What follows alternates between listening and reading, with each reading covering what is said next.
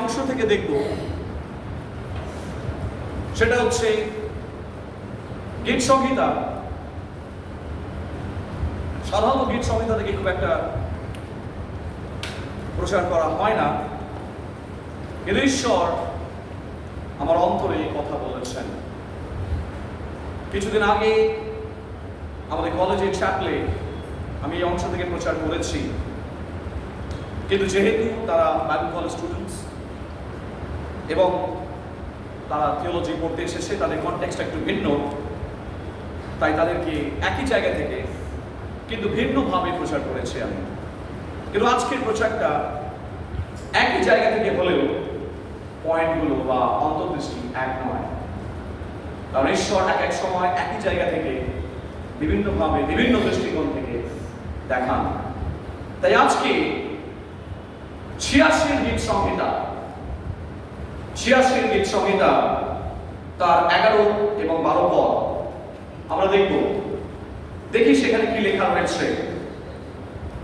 ৮৬ গীত সংহিতা ১১ এবং ১২ পদ, সেখানে লেখা রয়েছে, হে সদাপ্রভু, তোমার পথ আমাকে শিক্ষা দাও, আমি তোমার সত্যে চলিব, তোমার নাম ভয় করতে আমার চিত্তকে একাগ্র করো।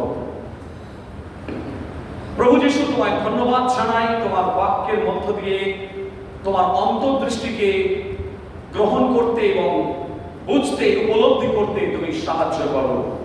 পবিত্র আত্মা, তুমি এসো, you come and illuminate our hearts, আমাদের হৃদয়কে তুমি আলোকিত করো, আশীর্বাদ করো, যেন প্রভু তোমার বাক্যকে আমরা বুঝতে পারি, হৃদয়ঙ্গম করতে পারি এবং উপলব্ধি করতে পারি।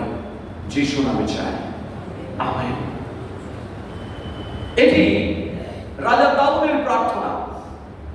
রাজা দাউদ যখন সমস্যার মধ্য দিয়ে চলেছেন, গীত রচক দাউদ তিনি যখন কঠিন পরিস্থিতির মধ্য দিয়ে চলেছেন, তখন তিনি এই গীত লিখছেন। তিনি লিখছেন, কি লিখছেন?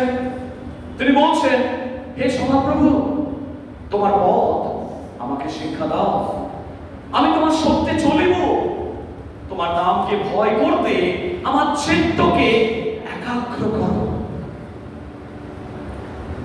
আজকে কতগুলো বিষয় নিয়ে, কতগুলো বিষয়ের উপরে আমরা আলোকপাত করতে চাই। প্রথম যে বিষয়টি আমরা আলোকপাত করব সেটা হচ্ছে তার পথ। কারণ এখানে সামিস ডেভিড, গীত রচক দাউদ, তিনি ঈশ্বরের কাছে অনুনয় বিনয় করছেন, ঈশ্বরের কাছে তিনি যাচনা করছেন। তিনি বলছেন, আমাকে শিক্ষা দাও। এর মধ্য দিয়ে ঈশ্বরের আত্মা আমাদের সঙ্গে কথা বলছেন যে আমাদের জীবনে ঈশ্বরের শিক্ষার প্রয়োজন আছে। বলুন আমেন। আমরা যত বাইবেল জানি না কেন, যত বেশি হয়তো জেনেছি, অনেক বেশি হয়তো জেনেছি, হয়তো বাইবেলের আদি পুস্তক থেকে প্রকাশিত বাক্য হয়তো আমাদের মুখস্থ রয়েছে, বহু বছর থেকে হয়তো আমরা বিশ্বাসী, তথাপি রাজা দাউদ এখানে বলছেন, ভুলে যাবেন না, রাজা দাউদ কোনো সাধারণ ব্যক্তি ছিলেন না। রাজা দাউদ একদিকে তিনি ছিলেন ইসরায়েল জাতির উপরে মনোনীত রাজা, অন্যদিকে তিনি ছিলেন ঈশ্বরের একজন ভক্ত দাস। তিনি কোনো সাধারণ দাস ছিলেন না, যাকে ঈশ্বর বলেছিলেন man after God's own heart, অর্থাৎ ঈশ্বরের হৃদয়ের কাছাকাছি একজন ব্যক্তি। সেই ব্যক্তি তিনি বলছেন, প্রভু আমাকে শিক্ষা দাও। তার মানে তিনি অনেক যুদ্ধ জয় করেছেন, ভুলে গেলে চলবে না। তিনি গলিয়তকে মেরেছেন, মেরে শুইয়ে দিয়েছেন, গুলবিদ দিয়ে একটা মেরে গলিয়তকে হত্যা করেছেন। তার সঙ্গে ঈশ্বরের সম্পর্ক অনেক গভীরের ছিল। তথাপি যখন তিনি সমস্যার গভীরে রয়েছেন, যখন তিনি ক্রন্দনের তলভূমি দিয়ে চলেছেন, সেই সময় ঈশ্বরের কাছে তিনি ফিরে আসছেন এবং ঈশ্বরের কাছে তিনি ফিরে এসে তিনি আর্তনাদ করছেন, প্রভু, সদাপ্রভু, আমাকে তুমি শিক্ষা দাও। তার মানে জীবনের যে কোনো পরিস্থিতির মধ্যেই আপনি কিন্তু ঈশ্বরের কাছে ছুটে আসতে হবে। আপনি ছুটে আসতে পারেন। ঈশ্বর তার দুহাত বাড়িয়ে আপনার দিকে প্রসারিত করে রেখেছেন যে আপনি যে কোনো মুহূর্তে যে কোনো পরিস্থিতির মধ্যে ঈশ্বরের কাছে এসে আপনি ক্রন্দন করতে পারেন, মনের কথা আপনি ভেঙে বলতে পারেন। আপনাকে লজ্জা পাওয়ার দরকার নেই। আপনি যে কোনো পরিস্থিতিতে ঈশ্বরের কাছে এসে বলতে পারেন, প্রভু, তোমাকে আমার প্রয়োজন রয়েছে। আজকে আপনি কোন পরিস্থিতির মধ্য দিয়ে যাচ্ছেন আমি জানি না। হৃদয়ের কোন চ্যালেঞ্জের মধ্য দিয়ে আছেন কিনা, কোন মনোকষ্টের মধ্যে আপনি যাচ্ছেন কিনা আমার জানা নেই। ঈশ্বর অন্তর্যামী, তিনি কিন্তু সেটা জানেন। তাই আজকে তিনি রাজা দাউদের মতো তিনি বলতে চাইছেন, দাউদ যেমন ভাবে আমার কাছে ছুটে এসেছিল, তোমরাও আমার কাছে ছুটে আসতে পারো। দাউদ যেমন মনের কথা ভেঙে বলেছিল, তোমরাও আমার কাছে মনের কথা ভেঙে বলতে পারো। বাইবেল কিন্তু কোনো কিছু লুকোয় না। বাইবেলের সমস্ত কিছু একেবারে ব্যাপক ভাবে রয়েছে, একেবারে খোলাখুলি স্পষ্ট অকপট ভাবে রয়েছে। বাইবেলের কোনো কিছু লুকানোর প্রয়োজন নেই। কারণ জানেন, ঈশ্বর জানেন। ঈশ্বরের আত্মা দ্বারা পরিচালিত হয়ে যখন বাইবেল লেখা হয়েছিল, তিনি জানতেন মানুষের পাপপূর্ণ প্রকৃতি। এই বাইবেল যখনই পড়া হয় তখন মানুষের সেই প্রকৃতিটার দিকে নির্দেশ করা হয়। আমাদের দুর্বলতা ঈশ্বর জানেন, আমাদের ভুল ভ্রান্তি ঈশ্বর বোঝেন। আর সেই কারণে রাজা দাউদের মতো আমাদেরকে তার কাছে ছুটে আসতে হবে। এখন বলে তিনি বলছেন, হে সদাপ্রভু, তোমার পথ আমাকে শিক্ষা দাও, আমি তোমার সত্যে চলিব।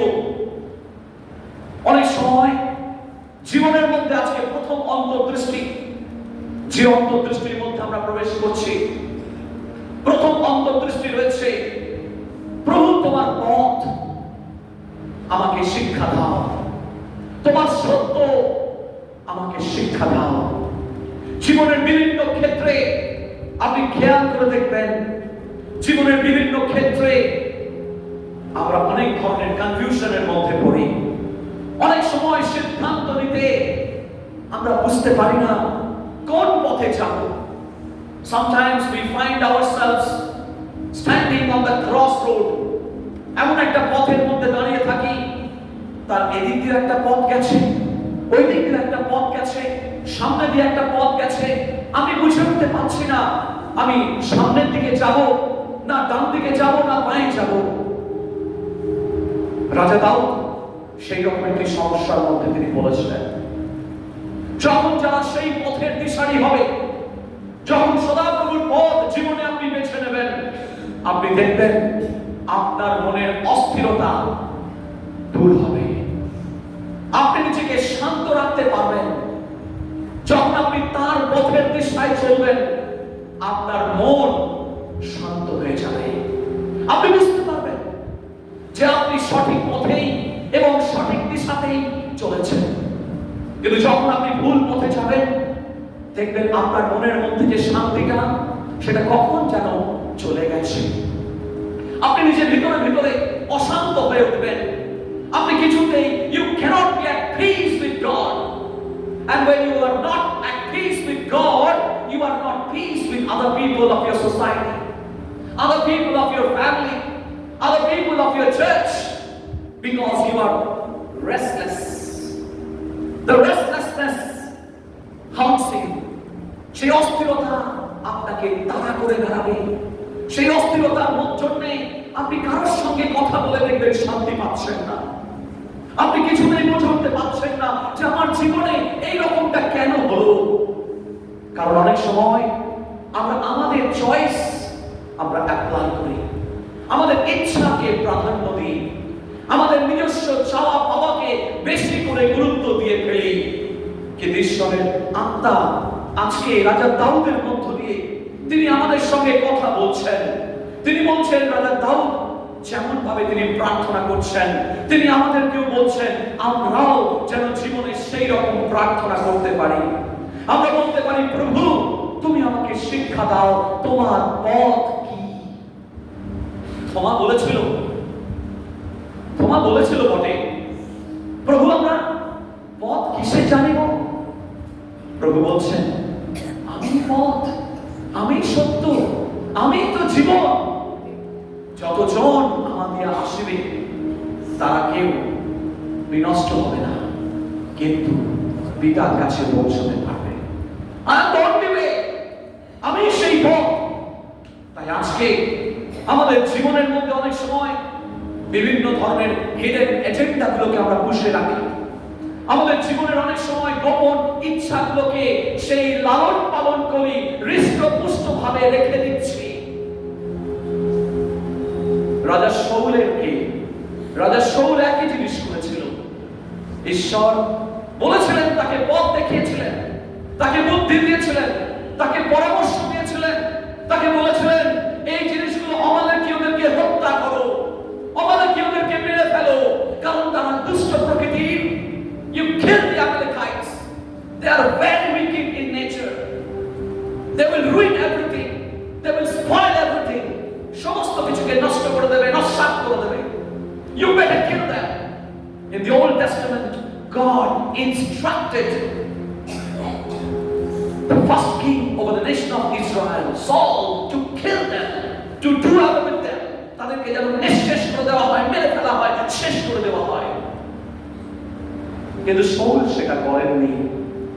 শাউল সেটাকে বাঁচিয়ে রেখেছিলেন, শাউল সেটাকে হৃষ্টপুষ্ট ভাবে পালন করছিলেন।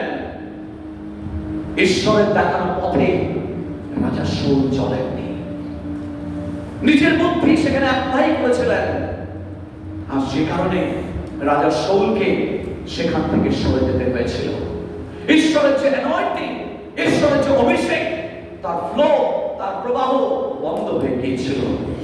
আজকে ঈশ্বর বলছেন আমাদের জীবনে যেন এইরকম কোন হিডেন এজেন্ডা না থাকে, যেগুলোকে আমরা ঈশ্বর পালন করা সত্ত্বেও আমরা সেগুলোকে হৃষ্টপুষ্ট মনে করে আমাদের ইচ্ছা অনুসারে ঈশ্বরের পরিকল্পনার বিরুদ্ধে গিয়ে আমরা সেগুলোকে লালন পালন করছি। ঈশ্বর তিনি বলছেন, তোমরা যদি আনডিসাইডেড থাকো, তোমরা যদি জীবনে সিদ্ধান্ত নিতে পারছো না, প্রভু আমি কি করব? প্রভু বলছেন অপেক্ষা করো। আমরা অনেক সময় বুঝে উঠতে পারি না, what should I do with my life and my wife? What should I do with my husband? Or should I install the broadband? কি করব? Should I take this flat in ownership or should I break this relationship? I don't know. প্রভু আমি বুঝতে পারছি না যে আমি কি করব আমার জীবনে, কি করব আমি আমার জীবনে যখন এক সমস্যার মধ্যে পড়েছি। Shall I fight with my might? আমি কি সর্বশক্তি দিয়ে ঝাঁপিয়ে পড়ব, লড়াই করব, কি করব? ঈশ্বর বলছেন God's way is the definite for you. ঈশ্বরের পথ আপনার জন্য এক। ঈশ্বরের পথে যখন আমরা চলব, রাজা শাউলের মতো আমাদেরকে কনফিউজড হতে হবে না। রাজা শাউল সম্পূর্ণরূপে কনফিউজড হয়ে গিয়েছিলেন। আজকে প্রিয় ভাই বোন, এমন একটা জগতে বসবাস করছি। কিছুদিন আগে আনন্দবাজার পত্রিকায় এক সপ্তাহ বোধহয় 3 সপ্তাহ আগে আনন্দবাজার পত্রিকায় রবিবাসরীয় যে সাপ্লিমেন্টারি পেপারটা থাকে, সেখানে একটা বিশেষ প্রতিবেদন বেরিয়েছিল। আমার কাছে রাখা আছে, কারণ পেপার আমার বাড়িতে থাকা জায়গা হবে না জানি না, কিন্তু পেপার রাখার জন্য বহু অংশটা দখল করে নিয়েছে। কারণ পেপারের কাটিংগুলো যেহেতু বিভিন্ন গবেষণা আমাকে করতে হয়, সেই কারণে রেখে নিতে হয়। আজকে যখন সেই আনন্দবাজারের প্রতিবেদনটা দেখি, সেখানেই দেখা যাচ্ছে বলছে মানুষ আজকে কনফিউজড। কেন? What makes them confused? Plenty of choice. মানুষের আজকে সাবান থেকে খাবার পর্যন্ত, খাবার থেকে খবর পর্যন্ত সবই অনেক চয়েস। একটা ডিওড্রেন্ট কিনতে যাচ্ছেন কোয়েস্ট মলে, দেখছেন সেখানে কি অনেকগুলো চয়েস, আপনাকে পুরো একটা জগৎ খুলে দেওয়া হয়েছে। এটা নেবেন, ওটা নেবেন, কোনটা নেবেন, কোনটা নেবেন আপনি বুঝে উঠতে পারছেন না। আপনি খাবারের দোকানে যাচ্ছেন, অনেক খাবারের দোকান, অনেক ধরনের প্রাইস। সুইগি এটা দিচ্ছে, তো আর একটা কোম্পানি আরেক রকম দিচ্ছে, কত ধরনের প্রাইস। একটা ঘড়ি কিনতে গিয়ে কত ধরনের চয়েস করতে হয় আমাদেরকে। এটা 174 টাকা দাম, তো ওটা 241 টাকা দাম, সেটা 500 টাকা দাম, সেটা আবার 1000 টাকা দাম। কত ধরনের চয়েস আমাদের কাছে। দরজা বিশ্ব দুনিয়ার সমস্ত রকম বিপণনের দরজা খুলে গেছে আমাদের কাছে। কিন্তু এই সমস্ত রকম চয়েস গুলো অনেক সময় আমাদেরকে কনফিউজ করে তোলে। প্রিয় ভাই বোন, আমাদের জীবনে এখন অনেক রাস্তা খোলা। অনেক সময় দেখবেন যে সমস্ত ওই পাত্র পাত্রীর যে বিজ্ঞাপন দেওয়া হয়, সেখানেও দেখবেন অনেক চয়েস হয়েছে। এত চয়েস পেয়ে মানুষ ওই প্রতিবেদনে লিখছে, মানুষের জীবনে বেশি চয়েস থাকলে মানুষ সত্যি কনফিউজ হয়ে যায়। মানুষের মধ্যে এটাই কাজ করতে থাকে, কেনার পরেও তার মনের মধ্যে সন্দেহ থেকে যায়, ওইটাকে পেলে বোধহয় আমার আরো ভালো হতো। কবিগুরু বোধহয় এই কারণেই বলেছিলেন কিনা জানি না, যাহা চাই তাহা ভুল করে চাই, যাহা পাই তাহা চাই না। আমাদের জীবনের মধ্যে অনেক সময় এই যুগে তৃতীয় দশক চলছে, একবিংশ শতাব্দী একেবারে মাঝামাঝি পর্বে 2025 সালে দাঁড়িয়ে রয়েছে। সেইখানে এসে যখন আমাদের এত চয়েস হয়েছে, বিয়ের পরেও মানুষ ভাবছে বোধহয় ওকে বিয়ে করলে আরো ভালো হতো, বেটার চয়েস। আরো ভাবছে চয়েস মানুষকে অনেক সময় কনফিউজ করে দেয়। কিন্তু ঈশ্বরের বাক্য বলছে তিনি কিন্তু আমাদের কাছে কোনো চয়েস দেননি। বলুন আমেন। তিনি বলছেন I am the way, I am the truth, I am the life. যদি সত্যিকারের জীবন পেতে চান তাহলে চয়েস নয়, যিশুকেই চয়েস করুন। দেখবেন তিনি আপনাকে সঠিক পথের দিশা দিয়ে দেবেন। রাজা দাউদের কাছে অনেক চয়েস তিনি খুঁজতে যাননি।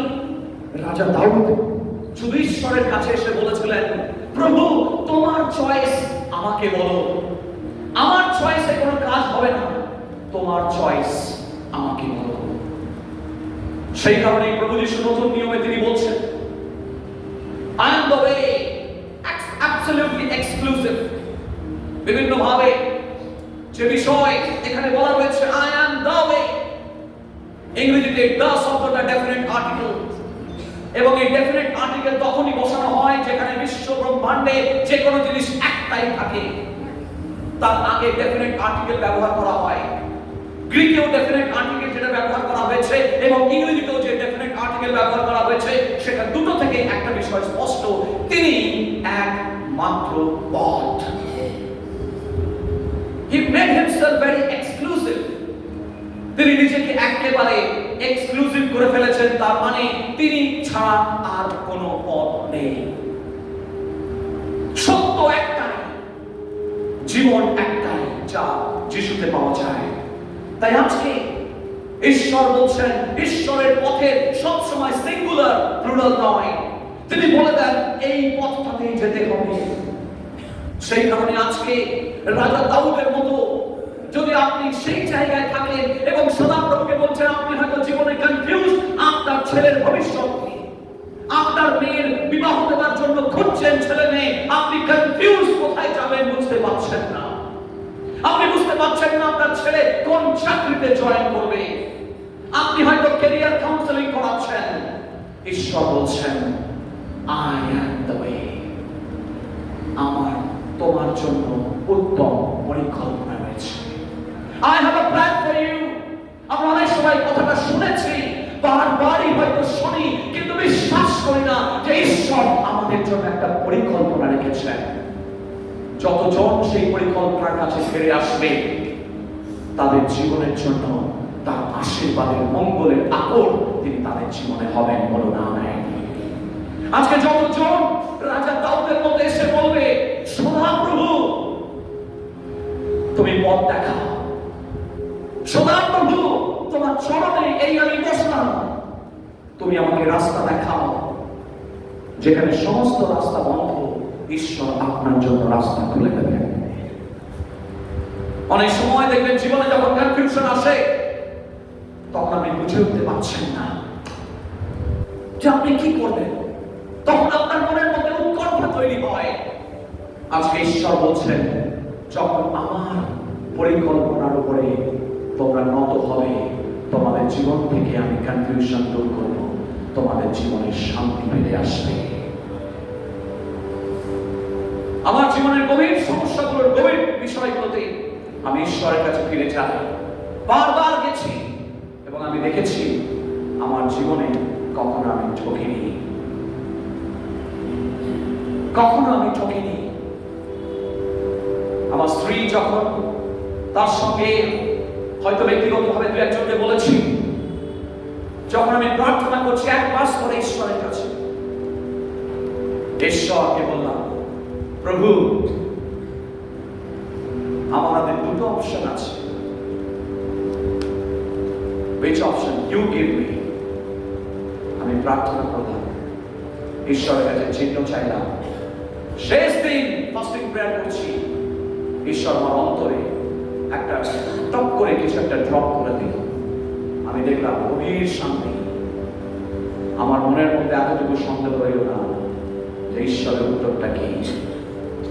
যখন ঈশ্বর কোনো ডাইরেকশন দেন, আমি সেটা সিদ্ধান্ত নিতে দুবার ভাবি না, আর অনেকবার হয়েছে।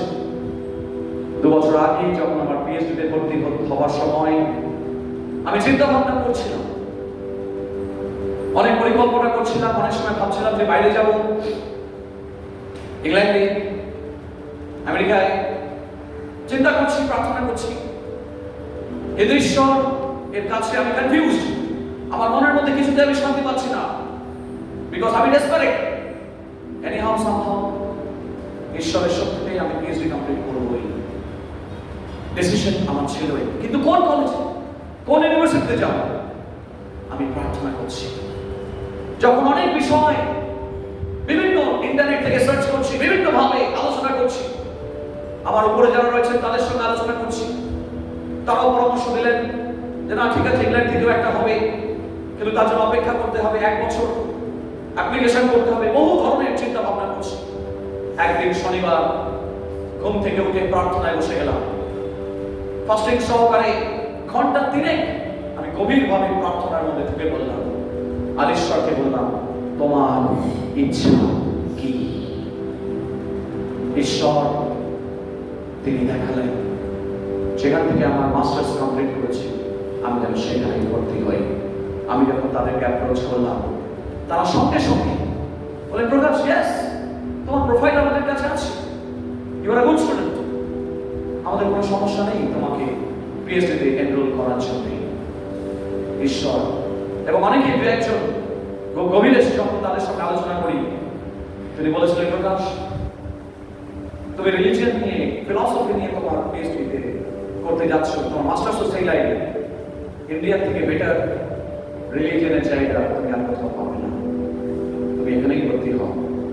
আমি প্রথমে তাদের কথা শুনি, কিন্তু ঈশ্বর যখন ডাইরেকশন দিলেন এবং ঈশ্বর যখন ক্লিয়ার আমাকে একটা দিলেন, আমি দুবার ভাবিনি এবং আমি আজও কিন্তু রিগ্রেট করছি না। ঈশ্বর সঠিক জায়গাতে তিনি আমাকে দিয়েছেন, বলুন আমেন। সুতরাং আমাদের জীবনে যখন আপনি, আপনার জীবনে কোনো বিষয় যখন আপনি কনফিউজ থাকবেন, রাজা দাউদের মতো তার চরণে আপনি আসুন। 2 বংশাবলী তার 1 অধ্যায় 7 থেকে 10 পদ, সেখানে রাজা সলোমন তিনি প্রার্থনা করছেন ঈশ্বরের কাছে। রাজা দাউদের পর রাজা সলোমনকে সেই সিংহাসনে তিনি বসিয়েছেন এবং তিনি প্রার্থনা করছেন, প্রভু তোমার মনোনীত প্রজাগণের উপরে আমাকে বসিয়েছো, আমি যেন বাইরে যেতে এবং ভেতরে আসতে পারি, তোমার জ্ঞান বুদ্ধি তুমি আমাকে দাও। রাজা শাউল কিন্তু পরবর্তী অংশে বলছে তিনি ধন সম্পদ চাইলেন না, তিনি দীর্ঘ জীবন চাইলেন না, তিনি শত্রুদের বিনাশ চাইলেন না, তিনি কি চাইলেন? গভীর জ্ঞান বুদ্ধি প্রজ্ঞা। তার মানে তিনি ঈশ্বরের পথ অন্বেষণ করতে লাগলেন।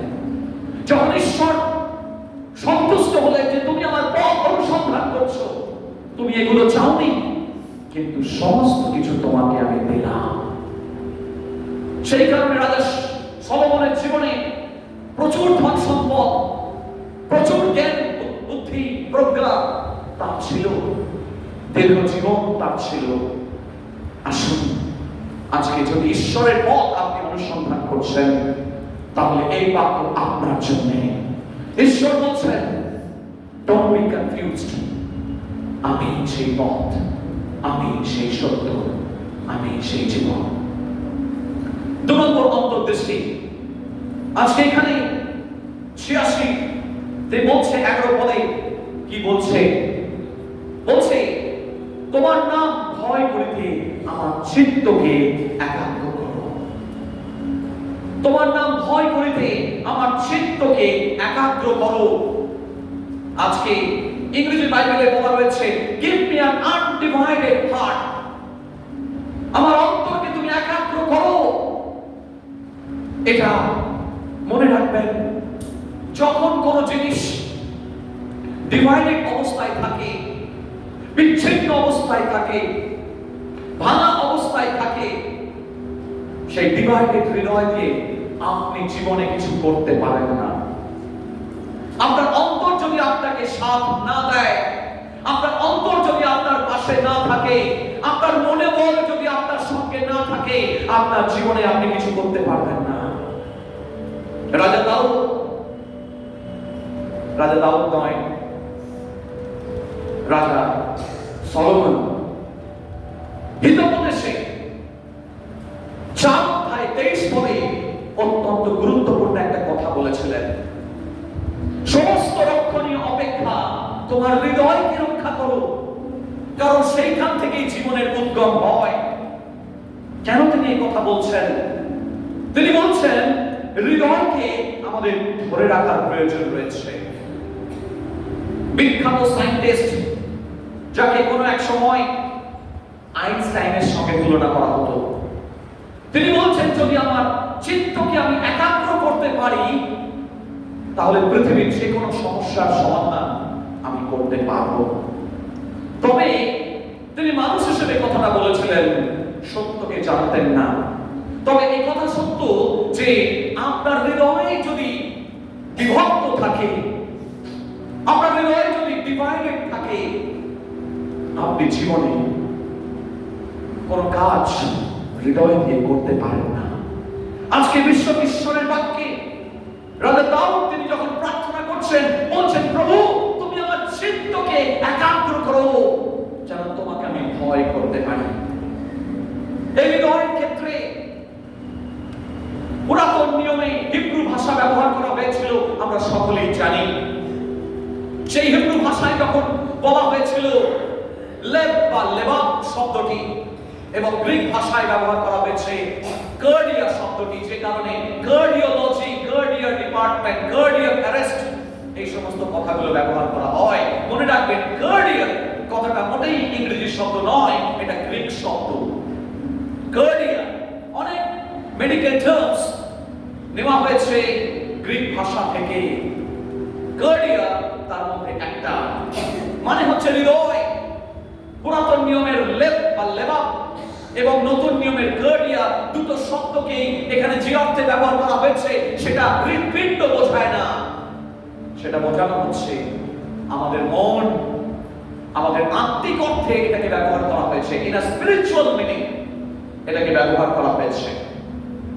এই হৃদয়ের মধ্যে 3টে স্তর থাকে। বাক্যে বারবার সময় থাকলে কোনো সময় আমি এটা ব্যাখ্যা করব। হৃদয়ের মধ্যে তিনটি স্তর থাকে।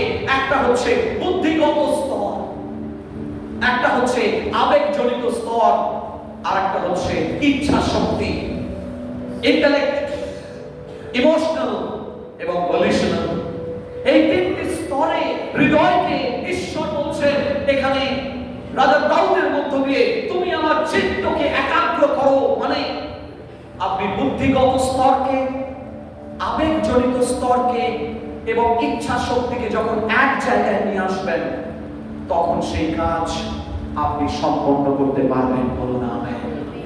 আপনার বুদ্ধিকে এক জায়গায় আনতে হবে, আপনার ইমোশনকে এক জায়গায় আনতে হবে। যেখানে বুদ্ধি আর ইমোশন দুটো ভাগ হয়ে রয়েছে, সেই কাজ আপনি ইচ্ছা শক্তি আপনার জীবনে তৈরি হবে না।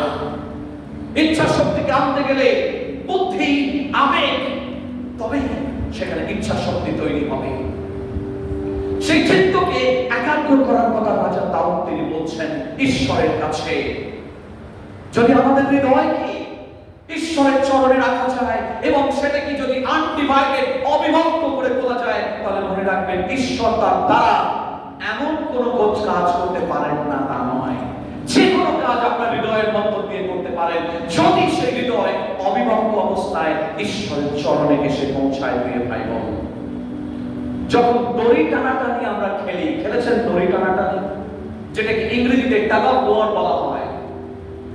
আমাদের কলেজে যখন স্পোর্টস হয়, তখন ফ্যাকাল্টি ভার্সেস স্টুডেন্টস, আমরা ফ্যাকাল্টিকে একদিকে, যারা অধ্যাপক মণ্ডলী তারা একদিকে, আর যারা স্টুডেন্টস তারা একদিকে। এইবার দড়ি টানাটানি হচ্ছে, সমস্ত শক্তি, মন, প্রাণ একদিকে টানছি। Tug of war.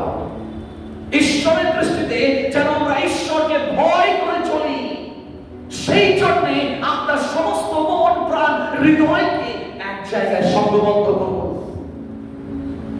ঈশ্বর বলছেন যে দিশায় তোমাকে আমি দেখাতে চাইছি, সেই দিশায় যাওয়ার জন্য একাগ্রচিত্ত হয়ে উঠুন। দেখবেন জীবনে প্রচুর আশীর্বাদ এবং ফলবন্ত হবেন।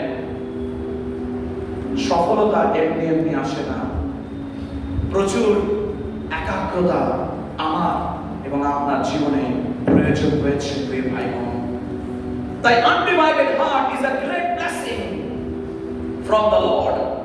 Only chosen people have undivided hearts, and they can accomplish in an immense measure for God. ঈশ্বরের জন্য আপনি অনেক কিছু করতে পারবেন যদি আপনার অবিভক্ত হৃদয় থাকে। শয়তান আমাদের অবিভক্ত হৃদয়টাকে বিভক্ত করে দিতে চায়, পাপের দ্বারা আমাদের হৃদয়টাকে ক্ষতবিক্ষত করে ফেলতে চায়। আমাদের হৃদয়ের মধ্যে যে ভালো ভালো জিনিসগুলো আছে, ভালো ভালো ইচ্ছাগুলো আছে, সেগুলোকে নষ্ট করে দিতে চায়। যে কারণে আমরা ভালো কিছু চিন্তা করতে পারি না। সেই ভালো চিন্তাগুলোকে ঈশ্বর আমার, আপনার এবং আমার মনের মধ্যে দিতে চাইছেন আজকে। আবার নতুন করে তিনি বলতে চাইছেন এবং বলতে চাইছেন যে তোমাদের চিত্তকে একাগ্র করো, যেন আমাকে তোমরা ভয় করতে পারো। ভয় আমাদের জীবনে প্রচুর আশীর্বাদকে বহন করে নিয়ে আসে। প্রিয় ভাই বোন, 3 নম্বর অন্তর্দৃষ্টি। যখন আমরা চিত্তকে একাগ্র করছি, সেখানে হিতোপদেশের 1:7 বলছে, সদা প্রভুর প্রতি ভয় প্রজ্ঞার আরম্ভ। আপনার জীবনে যদি প্রজ্ঞাকে লাভ করতে চান, প্রথম পদক্ষেপ যেন ঈশ্বরের প্রতি ভয় আপনার থাকে। মানুষ কি বলবো সেটা পরে, আপনি যদি ঈশ্বরের দৃষ্টিতে সঠিক কাজটা করেন, দেখবেন আপনি আপনার মনের মধ্যে সাহস আসবে। আপনি দেখবেন বহু মানুষকে আপনি ভয় করছেন না, কারণ আপনি জানেন আমি সঠিক কাজটা করছি, আমি কোনো ভুল করছি না, আমি ঈশ্বরের দৃষ্টিতে সঠিক কাজ করছি, কারণ আমার মনকে আমি একাগ্র করেছি ঈশ্বরকে ভয় করব বলে। আজকে আপনি কি সেই জায়গায় দাঁড়িয়ে রয়েছেন? আজকে বলছেন ঈশ্বর, those who have fear of God, they will always avoid the snare. ফাঁদ, স্নেয়ার কথার মানে হচ্ছে ফাঁদ। যদি ভয় থাকে, আপনি সেই ফাঁদটাকে এড়িয়ে যাবেন। ভয় আপনাকে ফাঁদ এড়িয়ে যেতে সাহায্য করে। আপনার জীবনে শয়তান নানাভাবে ফাঁদ পেতে রেখেছে। দেখবেন যারা মিলিটারি ট্রেনিং নেয়, তারা সেই মিলিটারি ট্রেনিং এর মধ্যে তারা বিভিন্ন জঙ্গলের মধ্য দিয়ে তাদেরকে যেতে হয়, এবং অনেক সময় ডাইনামাইটস তাদের অলক্ষ্যে ফাঁদ হিসেবে পাতা থাকে। সেখানে পা পড়লেই will explode into pieces, একদম টুকরো টুকরো হয়ে যাবে, বিস্ফোরণ এমন ভাবে ঘটবে। সেগুলো থেকে তাদেরকে ফাঁদ খুঁজে নিতে হয়। শয়তান আমাদের পায়ে পায়ে বিভিন্ন ফাঁদ পেতে রাখে, আর সেই ফাঁদ থেকে অন্য কিছু বাঁচাতে পারবে না, একমাত্র ঈশ্বরের ভয় আপনাকে বাঁচাবে। বলুন আমেন। তাই আজকে রাজা দাউদ তিনি প্রার্থনা করছেন, সদাপ্রভু তুমি আমাকে সেই চিত্তকে একাগ্র করো, তোমার পথ এবং সত্যকে শিক্ষা দাও। আমার চিত্তকে একাগ্র করো যেন তোমাকে আমি ভয় করতে পারি। আজকে প্রিয় ভাই বোন, যোসেফের জীবনেও এরকম একটা ফাঁদ এসেছিল। যোসেফকে ট্র্যাপে ফেলার চেষ্টা করা হয়েছিল। যোসেফের জীবনে যে পরিকল্পনা ছিল, সেই পরিকল্পনাটা বানচাল হয়ে যেত যদি যোসেফ কোনোভাবে সেই ট্র্যাপের মধ্যে একবার পা দিত। শয়তান আপনার দুর্বলতা জানে, সে কিন্তু সেইভাবেই আপনার জন্য ফাঁদে ফাঁদ পাবে। এই অদৃশ্য খেলাটা হেভেনলি রিয়েলমসে চলে, স্বর্গীয় স্থানে। আমরা অনেকেই বুঝতে পারি না। শয়তান আমাদের দুর্বল, ঈশ্বর যেমন দুর্বলতা জানেন, শয়তান কিন্তু আমাদের কার্যের মধ্য দিয়ে আমাদের দুর্বলতা জানে, এবং সেই অনুসারে সেই ফাঁদ পেতে রাখে। আর যখনই সেই ফাঁদে আমরা পা দিই, টাক করে তুলে রাখে।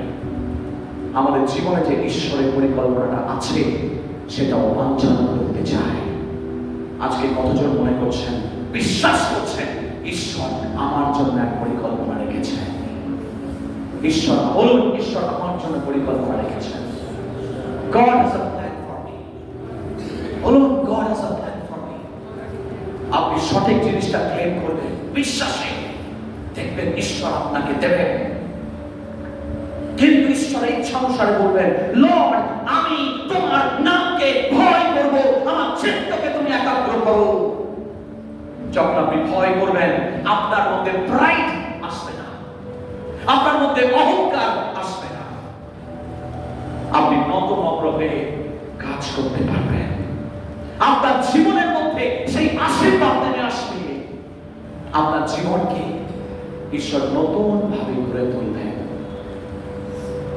আরেকবার বলি, সদাপ্রভু প্রতি যখন আপনি নিজেকে সমর্পণ করবেন, প্রভুকে বলবেন, প্রভু আমার চয়েস নয়, তোমার চয়েস আমাকে দাও। আমি জানি না আমি কি করব, কিন্তু তুমি আমাকে বলে দাও যে আমি কি করব। মিলিটারিরা কখনো নিজের ইচ্ছায় যুদ্ধ করতে চায় না।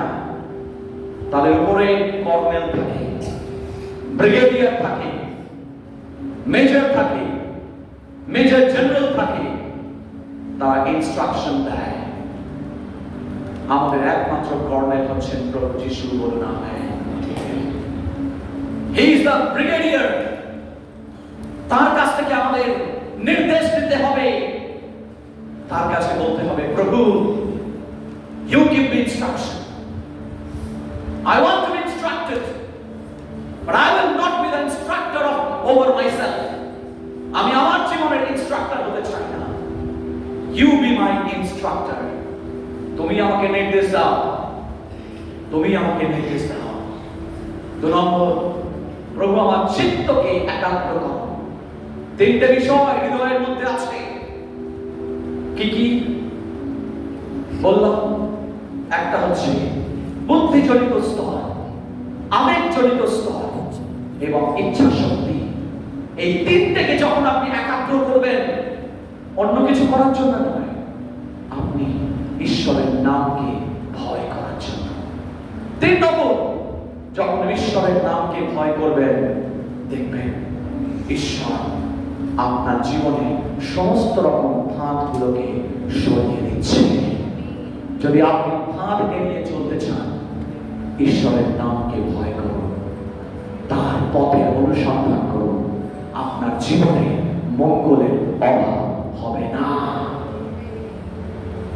আপনি সোজা পথে রাজা সলোমনের মতো বলুন, প্রভু আমি অন্য কিছু চাই না, আমি তোমার জ্ঞান চাই, তোমার বুদ্ধি চাই, তোমার প্রজ্ঞা চাই।